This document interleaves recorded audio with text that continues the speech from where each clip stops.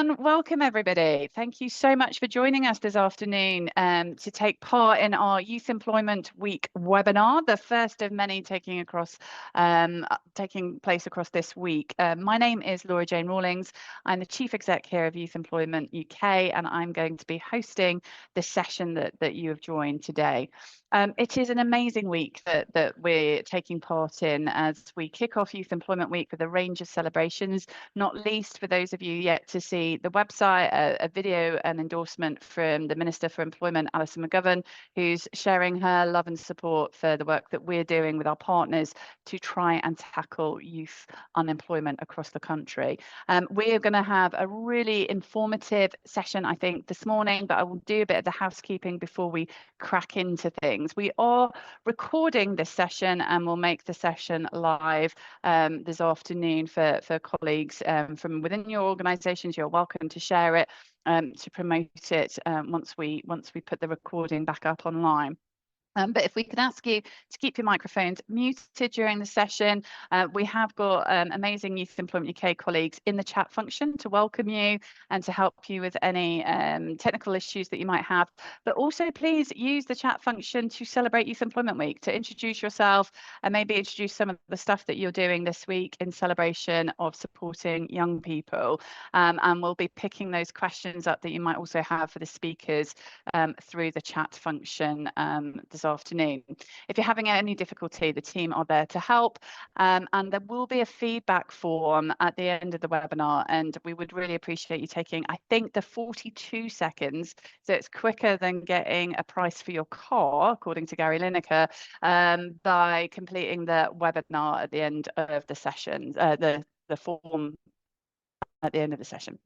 So we're going to explore a couple of areas in this session today. We're going to think about the perspective of talent attraction and retention. We know it's a big challenge for businesses right across the UK, and is kind of at conflict perhaps with some of the political policy changes we're seeing around the minimum wage increases, the employment rights bill. So we're going to talk about some of those things that are happening out there, but we want to get into some practical conversation with our partners, both with Barclays and with West Midlands Combined Authority, about the practical steps employers can take to respond to the current youth employment landscape. And we will then be giving you some very practical tips on future focused strategies to engage and support young talent in and around your organisations. So hopefully that's what you signed up for. Without further ado, I'll introduce you to the speakers. So you're here with me, LJ Rawlings, founder and CEO of Youth Employment UK, my resident expert and right hand, Laura Mistry, who's the deputy CEO, but also author and creator of our Youth Voice Census, which is the biggest youth voice research that takes place every year, exploring with young people aged 11 to 30 their barriers and challenges across the experiences they have moving between education and employment. So Lauren is definitely on the hand to talk about some of those systemic challenges that we see and hear from our young people. And then we've got our guest experts joining us, Tracy Williamson, Senior Marketing and Communications Manager from Barclays LifeSkills, and Linda Francis, the Delivery Manager for the West Midlands Combined Authority. And a huge thanks to both Barclays LifeSkills and WMCA, who are sponsors of this year's Youth Employment Week, alongside NCFE, the Careers and Enterprise Company, and Atkins Realis. So without them, Youth Employment Week wouldn't be as glorious, I think it'd be fair to say. Definitely be happening, but perhaps not quite as glorious without their support. And it is a glorious week. So Youth Employment Week is here. It started this morning, and we have a range of themes across the week, of course, for you to get involved in. And it's pretty simple to get involved. All you have to do is share, shout, celebrate, and promote anything that you're doing to support and engage with young people across your organisations, using our hashtag, of course, Youth Employment Week. So the Youth Employment UK team can come in behind you and celebrate you as an organisation that supports young people. So today's theme is opportunity for all, critical given the youth unemployment landscape that we'll talk a little bit about before we get into our presentations from our speakers. Tomorrow we'll be exploring lifelong learning. It doesn't just happen in school, of course, it's happening all the time when we are moving through our careers and looking for new opportunities. On Wednesday, we're going to talk about all of the careers that exist. I think it's really interesting whenever we see research from young people about the top careers they recognise. And usually in the top 10, it's the most obvious things like being a doctor, being a teacher, being a fireman or a policeman or an influencer. But actually, we know in our businesses, there are hundreds and hundreds of thousands of different career roles that we want to engage young people with, where we've got real talent gaps. So Wednesday will be really about promoting those weird and wonderful careers outside the things young people are so familiar with. Thursday, we want to make sure young people, particularly those who are finishing school this summer and are going to be looking at opportunity from September onwards, we want to make sure that they know where to get help and advice. Not all young people have got their next steps planned, and we want to make sure that we can be a place to help them engage with what comes next and pass them on to the right organisations who are looking to support our young people. And then Friday, of course, you finish Friday with celebration, as we will, celebrating all things youth employment and young people and youth-friendly employers come Friday this week. So lots for you to get involved in. And the reason Youth Employment Week is so important, not just this year, but every year, is because we do still have such a structural problem in the UK with our youth unemployment landscape. Nearly 923,000 young people are not in education, employment or training, and we're seeing a rise in economic inactivity. And we've been seeing that rise really kind of since the COVID period, but since particularly around the rise in mental health and anxiety amongst our young people, which means some of them are self-selecting themselves out of the labour market. They're not looking for opportunities. They don't necessarily have the confidence and believe there are opportunities for them, or that employers want them, or that there is a pathway out there. And so Youth Employment Week really is a time to get the message to young people that there is something good for them. There is an opportunity to build skills, gain experience, and find opportunity with good employers. And it's done in this period of time, particularly at the beginning of July, where, as I've said, we've got school leavers who are finishing, graduates who are graduating, and those young people perhaps don't have yet all their next steps planned out. So we want to make sure that they hear loud and proudly that there are opportunities and places for them. But the reason why we have such a systemic issue now with youth unemployment in the UK is multifaceted. There isn't going to be one youth employment week or one policy intervention that will solve this challenge.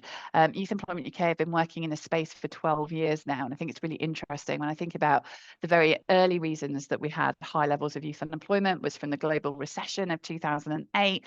Employers started turning their talent taps off. They stopped recruiting. They started slowing down business. We saw quite a number of businesses make redundancies through the recession, and that saw a huge increase in the number of young people becoming unemployed. And then since that period of time, which is when Youth Employment UK was founded to try and tackle that, we've had these waves of periods of time where youth unemployment was reducing, then it's been increasing and reducing and increasing now again. And as you look at that last 10 years in particular, it's got really complex. 12 years ago, it's because of the recession and it was a lack of opportunity.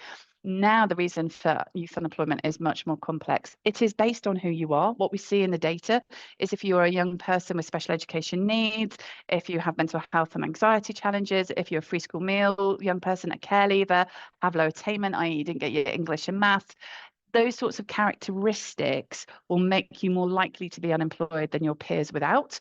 So there's a real disadvantage barrier to youth employment and opportunity. And we see that year on year in the Youth Voice census. Those young people with protected characteristics just get less. They get less work experience, they get less access to opportunity than their peers without those protected characteristics. So who you are still matters.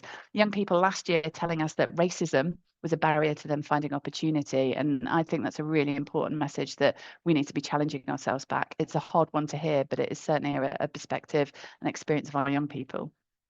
Of course, where they live matters too. Great if you live in a cosmopolitan area. Birmingham, West Midlands is known as the youngest city in the country, with the youngest demographic there. There's lots of opportunities, there's lots of investment, there's lots of growth, there's lots going on. But actually, if you live in an area, even in the West Midlands, with less access to transport, less good links into the city where the jobs are, it is harder for you to find work. Never mind then if you're a young person that lives in a rural, coastal area, or indeed a town without that innovation that's got left behind. So there's access to transport, access to opportunity really varies depending on where our young people live. We know that education and training landscape has been changing so much over the last 10 years. We have seen a lot. Apprenticeship reform, the movement of T-levels and training. We've got kind of challenges with staffing in our schools and in our colleges. And so the experience those young people have of the system they're in can really impact whether or not they're getting good careers education, whether they're getting good advice about their next steps, and whether or not they're getting the right qualifications that employers are looking for. Often we think about global issues in our own world, but less in the way that they affect our young people in youth employment. But actually, young people really feel what's going on in the world around them in lots of different ways. They feel it through the anxiety they might have about global uncertainty and unrest, but also, of course, when you see things like America impacting tariffs, businesses stop hiring, the economy starts to stall, and of course, employers turn their talent taps off, which we're going to talk quite a bit about today. So there's less access to opportunity depending on what's going on globally, as well as what's happening locally. And then, my goodness, it's not a policy webinar you should be glad for, because once I start talking about all the policy change that has happened over the last 10 years, but even if I look at the last 12 months since we have a Labour government in, there has been a lot. It's hard to keep up with, and it's an ever moving piece, not now least nationally, but also regionally, where we see mayors taking more control of different challenges. And that's why Youth Employment UK exists. It exists to understand these system issues. It exists to understand the system our young people are in. And we exist to make sure that we're there to help them and connect them with those opportunities. And Youth Employment Week is the catalyst of all of that. So, Lauren, what are we talking about when we're talking about the talent tap? And what quiz did we create here? So the big question is always, so what are we going to do about it? We've all probably spent a lot of time sitting on webinars or in meetings or just quietly reflecting in a dark room somewhere thinking, gosh, so what do we do? What can we do? As a very organisation, Youth Employment UK is set up to tackle youth unemployment, to challenge some of these systems that sit in and around it. I suppose what's different about the work that we've done this year to kind of bring employers on board for Youth Employment Week, it has been supported via the work of our employer forum. So co-chaired by Peter Cheese and Sharon Blyfield of Coca-Cola Europe Pacific Partners. It is an organisation, it is a forum that has got representation from across the sector, from the Futures Foundation, from Business in the Community, Movement to Work. It's also got a large number of employers that sit in and alongside that too, including Pret, Co-op, Haven, and many others that kind of come together as a group and came together at the start of this year to sort of have that and what conversation. We look at youth unemployment systemically for a long time. We know in times of economic recession, economic hardship, employers start to either completely turn the talent tap off or they stem the flow just a little bit. They do 10 less apprenticeships this year. They might do 5 less graduate programs, or actually one site aren't going to do graduate programs this year. Or they think when they are thinking about an entry-level role or a role into their organisations, they will pick experience over perhaps someone earlier in the journey that might need a bit of support to get started, but that would actually kind of with some of that support leapfrog and be able to enjoy and contribute to the workplace really quickly. We are asking a lot of employers, I think, at the moment, but also there's a lot of policy still to come. When we think about what might happen across apprenticeships, what we are starting to see and hear across the sector, across different organisations, is perhaps waiting for a bit more insight on what might happen across apprenticeship policy. Will they change what we do in terms of the levy? Will there be more incentives for working with young people? Will we think about the industrial strategy, and will there be kind of better compensation if we were to pivot our apprenticeship or graduate or any other early careers programs a different way? How can we engage with T-levels? Lots of those conversations remain unanswered, and it is leading a lot of employers to just keep holding on, just keep that tap closed for a second with the hope that it will flow once decisions are made and once we move forward. What we know is there is plenty you can be doing in the meantime. All of those conversations, all of those decisions don't have to stop. And actually, if we do stop them, we miss this opportunity to engage with young people who are about to or who have already finished their education for this year. What we can't have, what we have seen since COVID-19, is that for every one of those cohorts where it felt like there wasn't an opportunity for them to be able to engage with, we are now suffering the crisis of kind of poor mental health, poor engagement, unemployment, high economic inactivity for those groups, purely because it doesn't feel like there are going to be opportunities for them. We see every year in the Youth Voice census young people thinking there aren't opportunities for them right here, right now. So what we did in that employer forum is look at early careers engagement of all kinds, both across those education moments, thinking about how we might engage with some of the wider community groups, the hardest to reach, not just the job centres, but some of those that kind of connecting some of those charities, that Movement to Work, that BITC, the YFF are all working with to support the talent tap continuing. We have created for Youth Employment Week the Do One Thing quiz. It is a 10-question quiz. It takes probably 3 minutes to complete. I've done it 5 times today already, and I don't think it's taken me more than 3 minutes each time. There are a set of engaging conversations about, honestly, what you do right now, how you're engaging with young people, and really critically and importantly, how much time you've got. What will come out of it once you've completed the quiz is a structured guide as to how you can then focus your early engagement, so explore activities, your experience, everything work experience and related, and how you can focus your employment activities to support you, based around you having 15 minutes, 1 hour and 2 hours plus in terms of your work.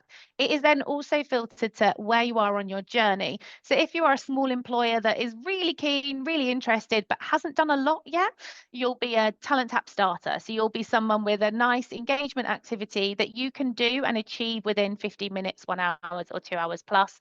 And if you are already working in the space and you think, do you know what, I do have 15 minutes more this week, next week that I can contribute, you'll be a talent tap champion, and you'll be just progressing that one thing you do already do just that little bit further to perhaps target a different group you might not have thought about before, a different audience, a different region and a different demographic, to ensure that the flow keeps coming, that young people still see there are opportunities, and really importantly for your business to think about skills challenges, you remain a place that young people see themselves working at now or in the future as those opportunities come on. So there is, if not already, I'm sure by the time I finish saying this sentence, a link to the Talent Tap quiz, there it is, in the chat, so you'll be able to have a look and engage. Do have a look at that Talent Tap quiz, whether you're a long-standing, fully fledged member of Youth Employment UK that speaks to us every week, or if you are new and wondering who these people are, what are you doing on my screen for the very first time, have a look, start exploring it and seeing that one thing you can do to ensure that young people,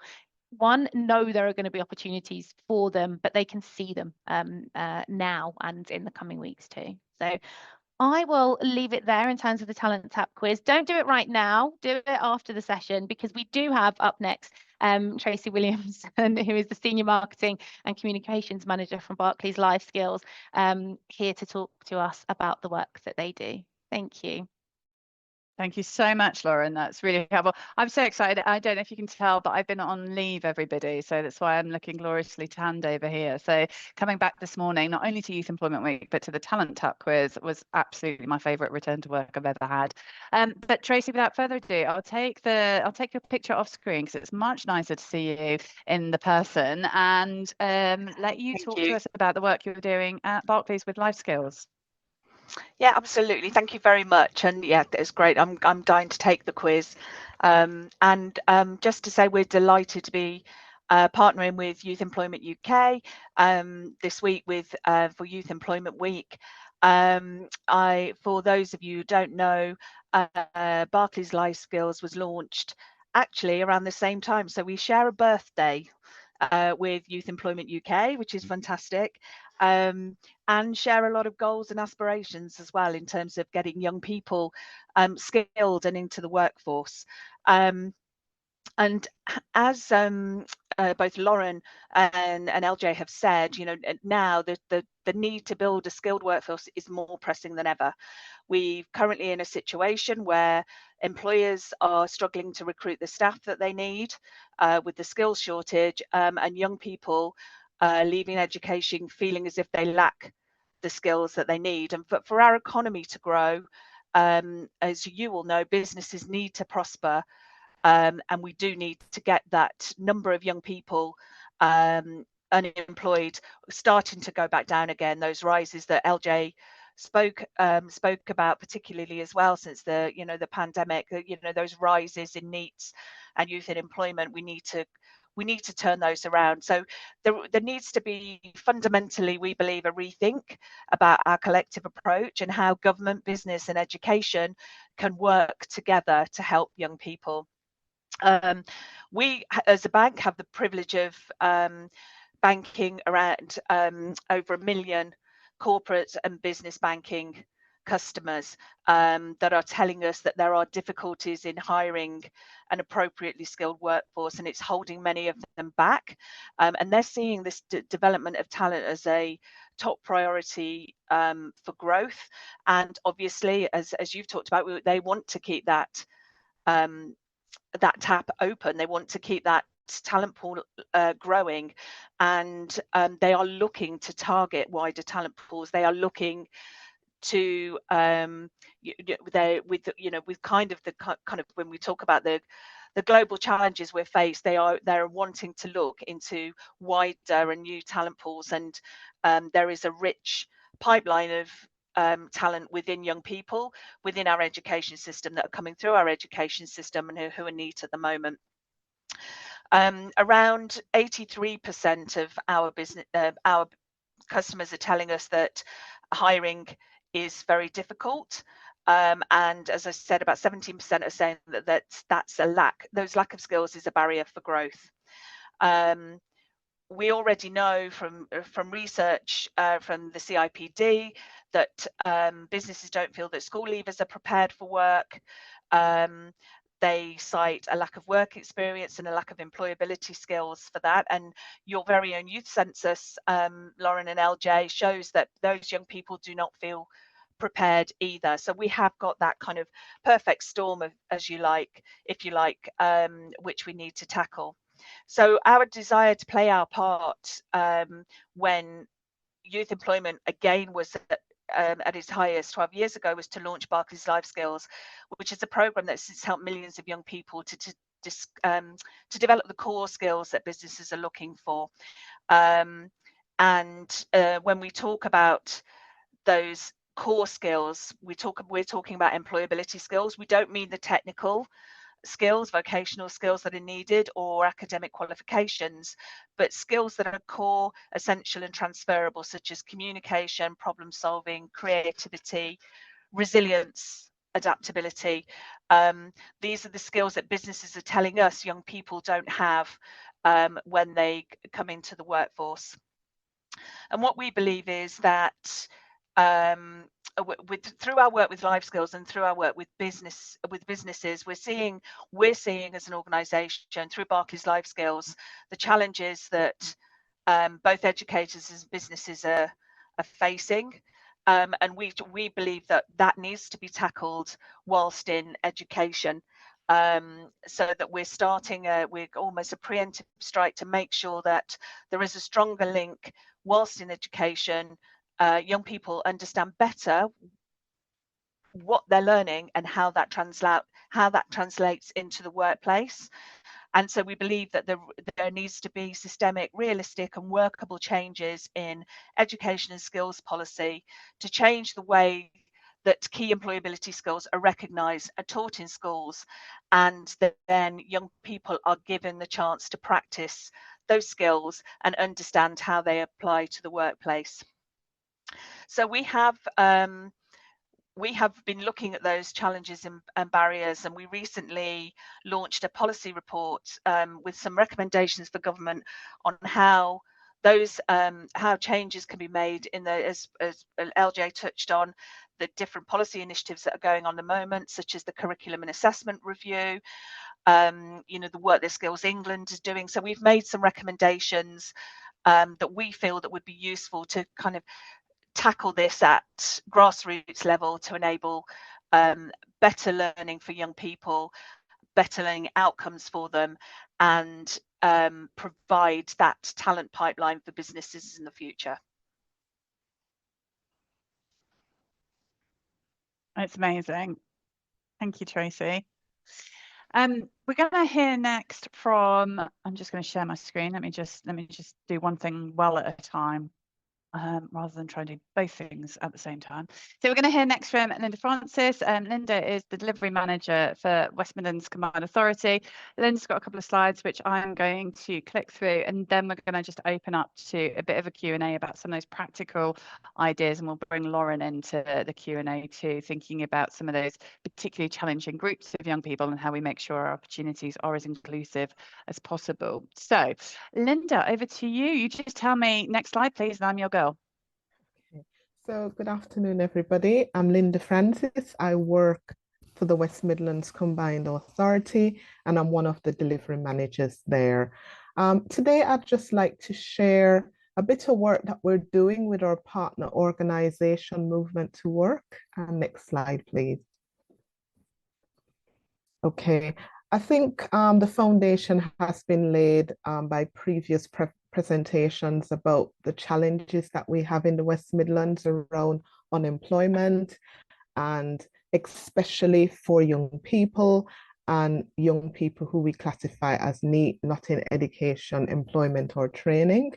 And our mayor, Richard Parker, has made a pledge that he wants us to achieve at least 20,000 work experience placements within the West Midlands for young people. And as such, one of the things that we're currently doing as a combined authority is that we have partnered with a charity called Movement to Work. Movement to Work, as I said, they're a charity, and we entered into a memorandum of understanding with them earlier this year. We had a launch event on the 26th of February, and they have now become one of our official partners. And their role is really to support us in achieving that mayoral pledge of 20,000 work placements. Now, there are other things that we're doing, but I just want to highlight this work, this partnership work that we're doing with Movement to Work.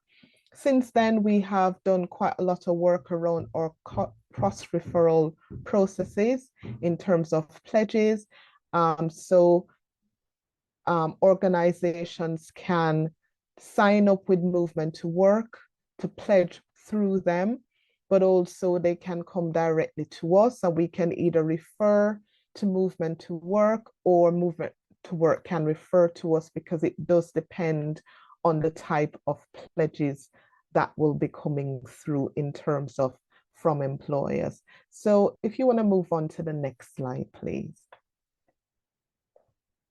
So Movement to Work, as I said before, they're a charity. They have launched something called Youth Path, and this is an initiative specifically that they work with employers across the region, and they work with some very large employers like Marks and Spencer's, Tesco, quite a wide range of employers that they work with.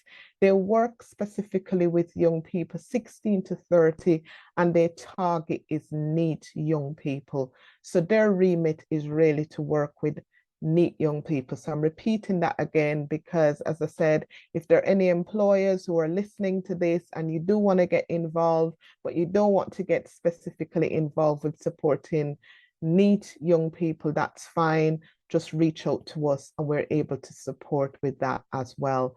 So on the screen, you will see the QR code, and that's something that you can click on, and that will take you straight to our partner Movement to Work's website, and you will see a bit more about what they do. And if you want to move on to the next slide, please. So here you can see, and I'm just going to click on this. I hope, I can't really open this because you're controlling the slides here. But if you do click on it, you will see it will take you straight to Movement to Work website. You will see a bit more around their employers and some of the work that they're doing in that space.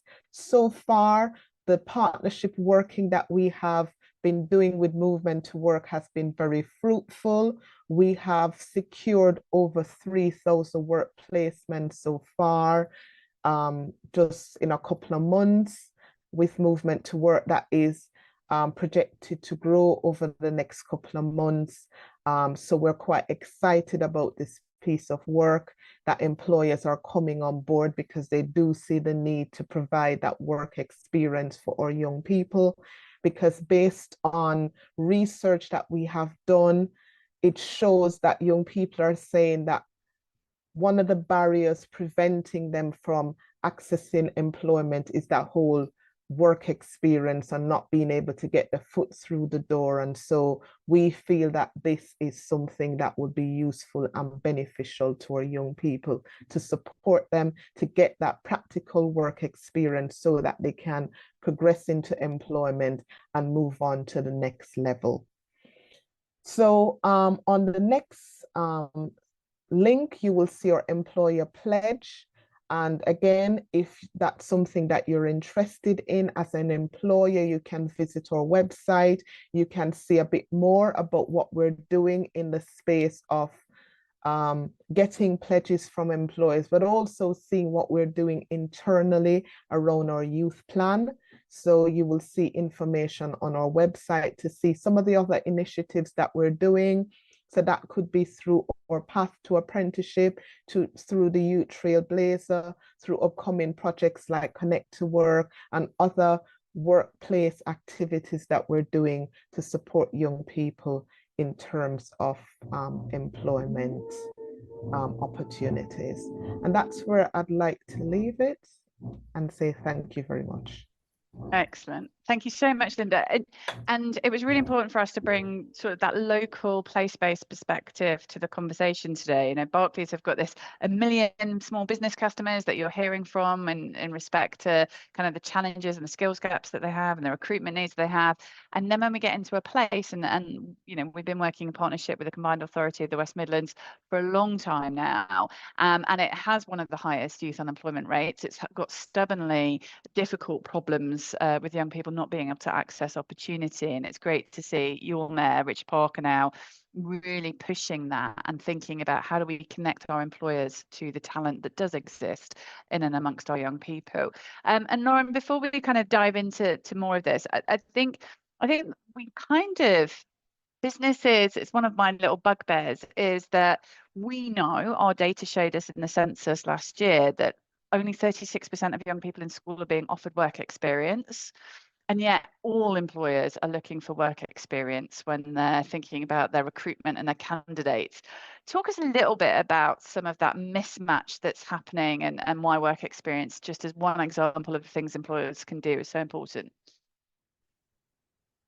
Yeah, no problem. And it's a long-standing problem, and I do feel we'll still be talking about it in another 10 to 15 years with some of that cycle. I think what we are looking at here is around one, like what's the definition of experience as an employer? If we're asking for experience, are we actually asking that you have experience of work, or are we asking that you've had work experience? When young people go in and they think about perhaps, you know, and you'll see how old I am quickly when you think back to the 2-week work experience that you might have had in year 10, it doesn't translate a mismatch. So sometimes we cause some of the problem as the sector because we say, oh, everybody's got to have experience, everybody's got to have work experience, and everybody has to do it. And what young people think is because they didn't do work experience in COVID-19 that they won't be able to apply. Actually, what employers are looking for is experience, right? They're looking that you have worked in a team, that you've got good communication skills, that you have done, and you could have got those skills in any given number of ways. You could have got that through volunteering, you could have got that through group work, you could have got that through a sports, arts, culture, board game club. My little boy does board game clubs, any of those different activities where you could have been growing your skills. So sometimes we've got to be really honest about what we're looking for. Stop asking for experience and start asking about kind of skills and potential when we're talking to young people. It is really important we think about work experience and how many young people realise and recognise that they're being offered work experience. There's numerous barriers to that. The biggest being that we ask and expect young people to find work experience themselves. We will never level any playing fields. We will never ensure that all young people have an opportunity for all, which is today's Youth Employment Week theme, if we don't support more education environments through things like the Careers and Enterprise Company. And from September, as Equilax rolls out more formally, actually there are opportunities to provide work experience in a totally different way through that program. Being able to think about an hour that you might give, an afternoon every term that your organisation, the ways that you're able to engage and interact with work experience are changing. It is really exciting. It's a real opportunity to do that. And I'm really looking forward to cutting through some of the, I won't swear, nonsense around work experience too, in terms of like safeguarding time, and also some of what is not nonsense, but the reality of working in 2025 and beyond, being around people being in the office too. So if we keep expecting young people to find their own work experience, we won't allow them to be able to do that. If they are part of a community, a culture, if their parents are in jobs that are not going to allow a young person in, or in jobs that perhaps they perhaps don't enjoy themselves, or it's not an aspiration for their young people, they'll never be able to find anything else. We have to step in and build some of those networks. It is now easier as an employer to do that through Equilax, the Careers and Enterprise Company, and through the tools that Youth Employment UK will be able to provide you to engage with. But also it is around when we think about that 36% of young people who in the last 12 months had work experience when we ran the census, just 60% actually took it, and they took it. Those that didn't take it just didn't feel ready. They didn't feel prepared. They didn't feel like they knew what was going to happen on the day, that there was learning outcomes too. So what we can do as employers is just set some better expectations around what's going to happen. What does work experience really look like? What do we really require of you to come in on work experience? And most employers probably have very little expectation of what that young person's coming in. They want to see them in the workplace. They want to train them. They want to support them. We have to set those expectations early on so that young people see that actually this is my chance to learn and grow. That employer isn't expecting a fully fledged expert in anything to walk through the door. So work experience is one of those really complex and complicated things. Like I say, it is about to get easier. I think from an employer perspective, it's time to start thinking about doing it differently, thinking about what you can do, not what the blockers are. But yeah, also set some good expectations. And my last kind of, I suppose, high horse moment on this topic too is that when you are working with education or other environments, have a really good conversation about the different groups and the different demographics who you can support too. Tell those schools that you do want to see there, send students in that room. You do want to talk to them about work experience. You do want to see them when you are going in and running project courses with them. And you do want to think about young people who would typically perhaps be left out of those rooms in those conversations. That's a real big thing we'll see across as we start to launch the 2025 Youth Voice Census results. There are a number of young people left out of those conversations when employers are going in. It's our responsibility to talk to schools and those learning environments about making sure they are there and making sure that our workplace is accessible when they do come in. That's a really long way of saying that. I think it's really helpful given the importance of work experience. You know, it brings young people so many benefits. The experience of going to a formal office or a formal factory warehouse environment, a working environment that they might not have seen. I was speaking to one of our members this morning, and they just have one day where they open the doors up and let the young people from the local schools just come and see an office, because for so many young people it'll be the first time they've ever left a school building and been in and around the office. So as you say, it doesn't have to be that rigid 2-week kind of experience. We can give our young people lots of different exposures to the world of work in lots of different ways that suit our time and capacity as organisations. And we shouldn't shy away from even small organisations doing one thing. Tracy, Barclays have so many small businesses that you support, and many small businesses might say that actually they don't have enough resource and capacity to do one thing. So what would be the response to that particular question?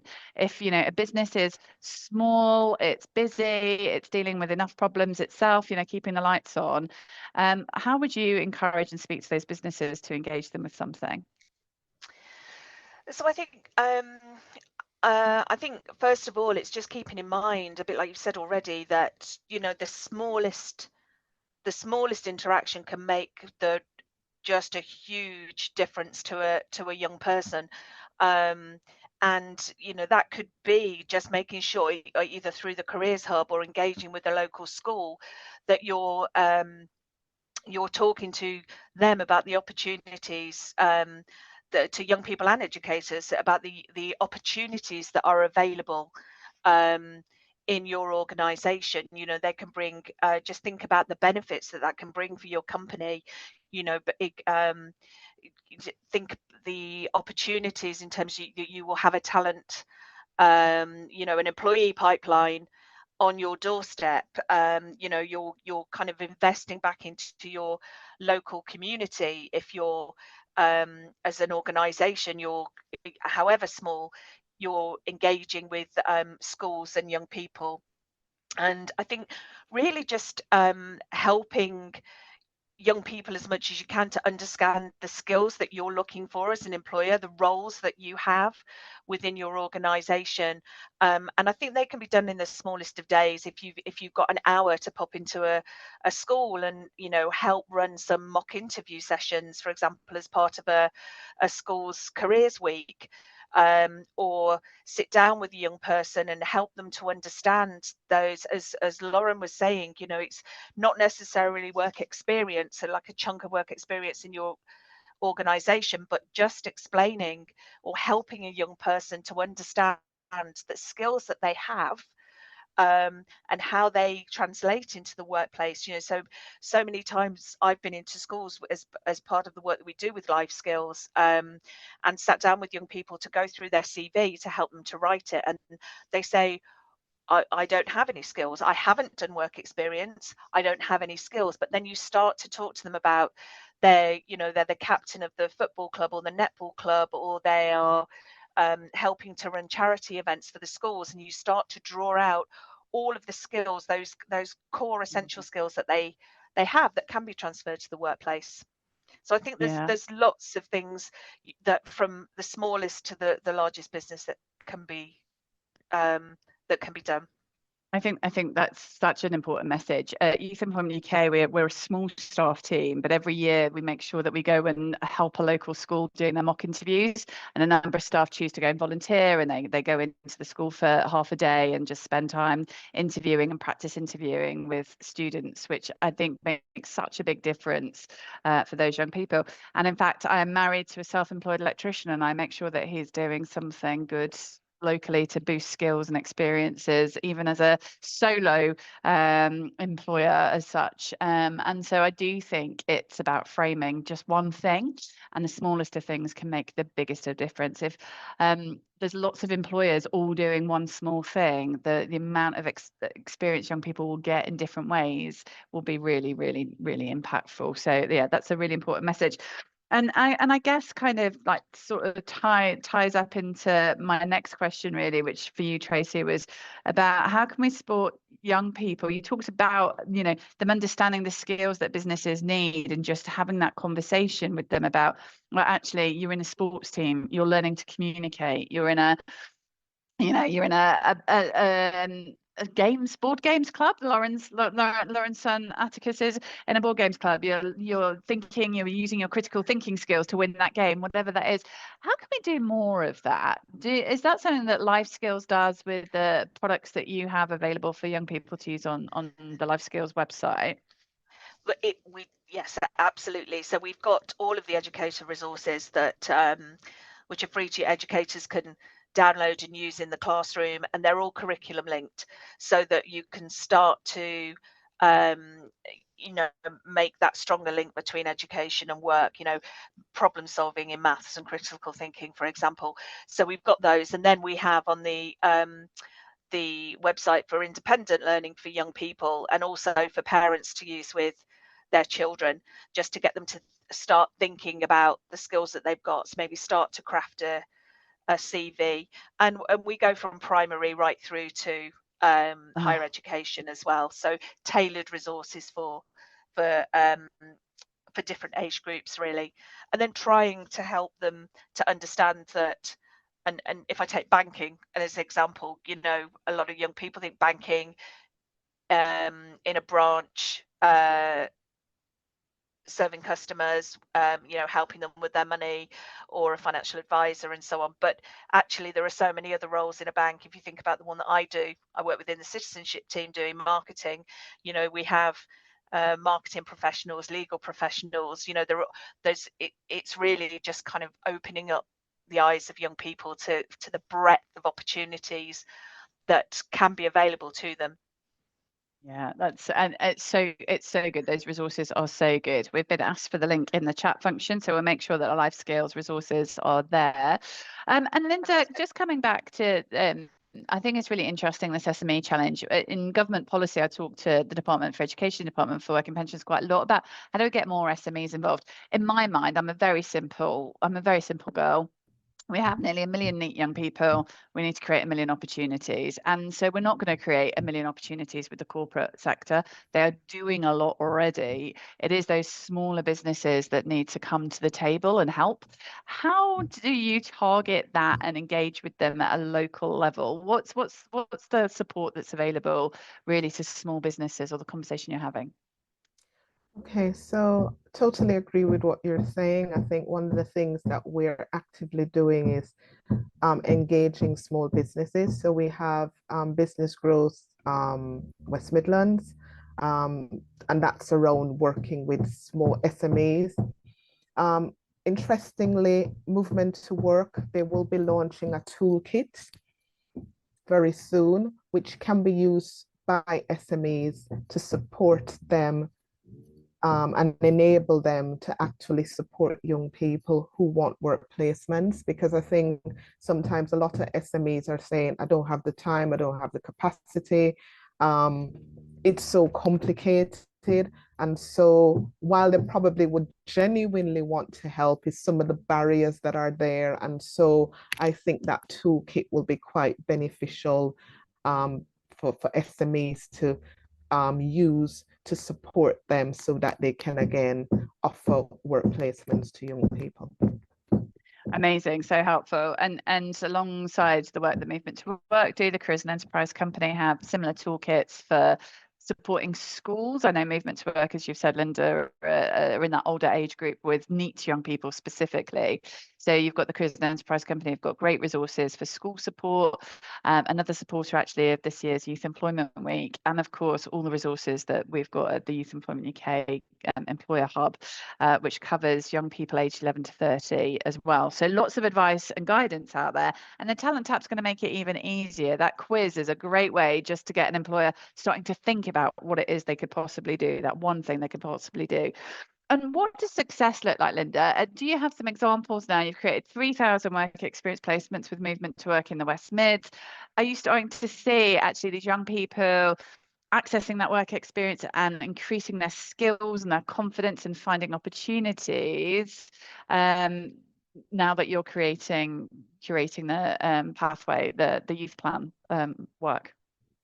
I think, yes. What does success look like? I think success looks like when that young person has access that work experience, and then that's open a door of opportunity for them, that they're able to access a job, move into employment.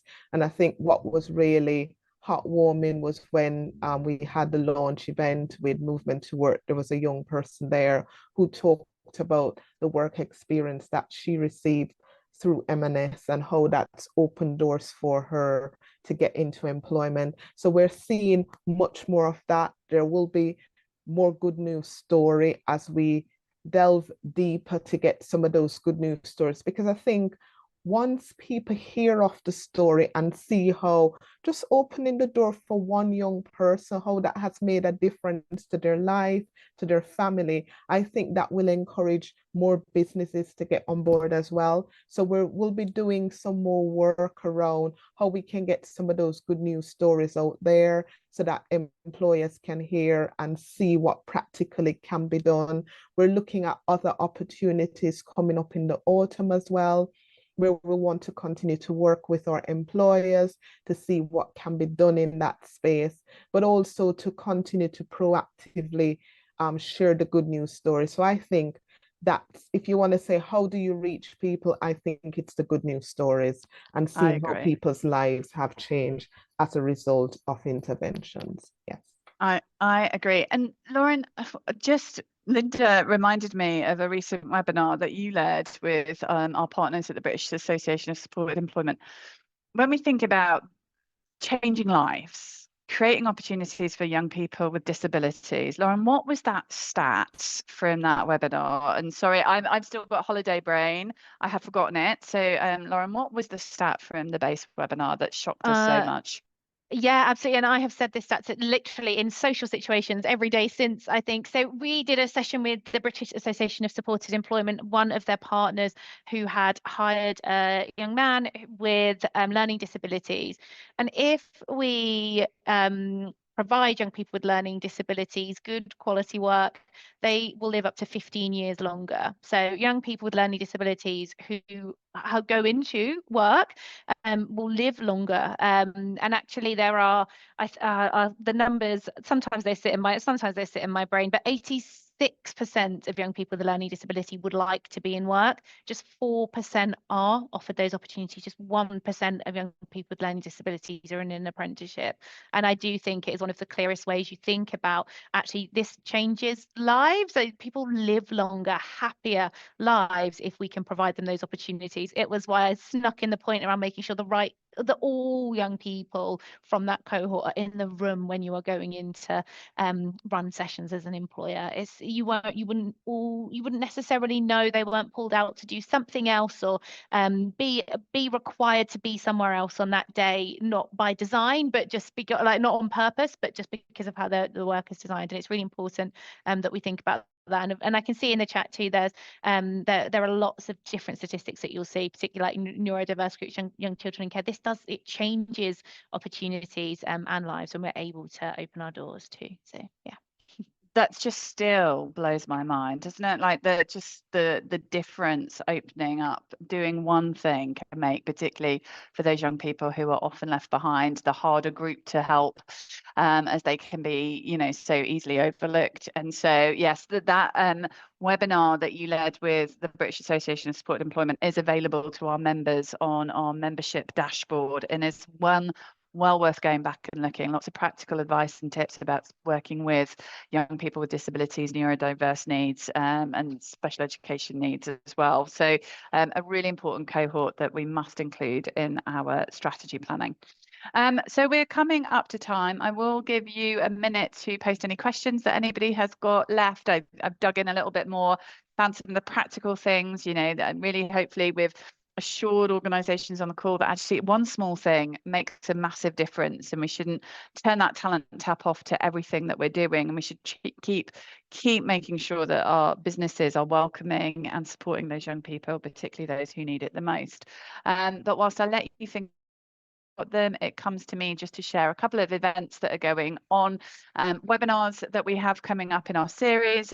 You'll find our policy in practice, what's changing in apprenticeships. I mean, I don't know why we've only got an hour for that webinar, because I feel like we probably could do 3, but we're going to be exploring the latest in apprenticeship policy, looking at what's changed, what's coming. We know we've got Skills England now with all the big seats filled. We've got the chief execs in post, we've got the board in post. Quite a few of our members are involved in that, so we're going to be talking about what's coming up with Skills England and the Department for Education.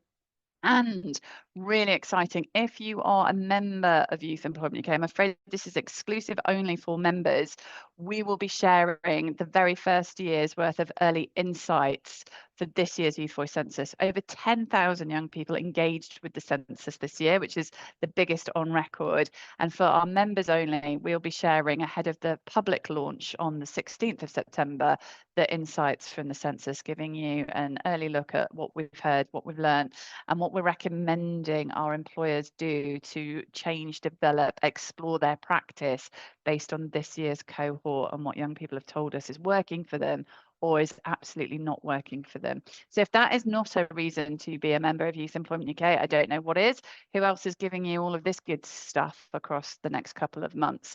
So let me tell you about our membership offer. If you are not yet a member of Youth Employment UK, Youth Employment UK is a not-for-profit. We run it as a charity. We have no board members, no other agenda other than tackling youth unemployment. We have over 4 million young people a year benefiting from our Careers Insight, our employability courses, and connecting those young people to employers. But we can only give those young people that level of support with the support that we get from our employer members. But actually, we don't just want you to join because it's the good thing to do and it's a right thing to do and it ticks a CSR ESG box. We want you to join because actually our employer members are making a massive difference to the youth employment landscape. They are getting advice and guidance based on all the things that we've been talking about today, practical resources, practical help. They're changing up and improving and developing their youth employment strategies. They're engaging with more young people. They're reaching more diverse cohorts because of their relationship with us. They are making a tangible difference to youth unemployment in the UK. So it is a really important membership. And not only that, do they get practical advice and guidance, they also get access to our benchmark tool, which assesses an employer's activity in the school outreach, early careers stuff they're doing, across work experience programs and early careers employment programs. So all the activity you do for young people aged 11 to 30 gets measured through the Good Youth Employment Benchmark against good practice standards based on evidence. And when you complete your benchmark, we'll get a report to show where your business is against other employers in the sectors, but also with practical tips and advice on how you can move your employment practice even further to become yet more of an employer of choice for young people. You can also upgrade with us to recruit through our website and make sure that you're recruiting through our diverse talent pools of those 4 million young people looking for work. But also we have a huge suite of inspiration products, from virtual experiences of the world of work to employer profiles and more, to help you in your quest to be an employer of choice for young people. So if you are yet to join Youth Employment UK as a member, please do take a look. It really does make such a difference to you, to us, and the young people that we serve. You can find out more about it all through the website, through all of the opportunities we've got to engage with you. But before I finish, what I am going to do is just, as she says, I'm going to just quickly stop sharing, just in case there's anything that I don't want you to see on my website, on my screen. And I'm going to go back to the very beautiful Youth Employment UK website. This is youthemployment.org.uk, the website. You can click here on the homepage to get to the Youth Employment Week resources.